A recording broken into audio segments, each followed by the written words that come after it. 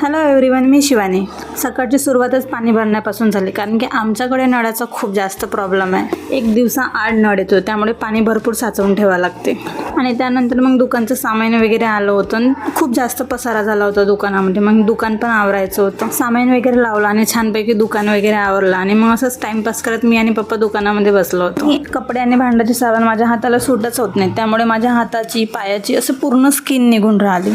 थोडंसं चमडं निघलं की त्याला परत ओढून काढायची एवढी बेकार सवय लागली आहे. आणि मी म्हटलं मम्मीला, भांड्याची आणि कपड्याची साबण मला सूट होत नाही, तर मग भांडे कपडे घासणार नाही. तर मम्मीचा मग कॉमेंट यायला, मग नवऱ्याच्या घरी काय आम्हाला नशील का काम करायला.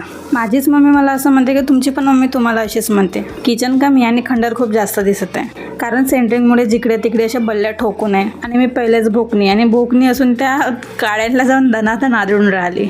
सर्वांच्या घरी असा एक महाशय असतो ज्याला प्रत्येक ऋतूमध्ये म्हणजे 365 दिवस पण थंड पाणी लागते. आणि आमच्या घरी तो महाशय माझा दादा आहे. आणि मला बॉटल भरायला खूप जास्त त्रास येत होता, म्हणून मी डायरेक्ट सर्व्हिस भरून ठेवली. चला भेटूया नेक्स्ट व्लॉगमध्ये. Bye bye.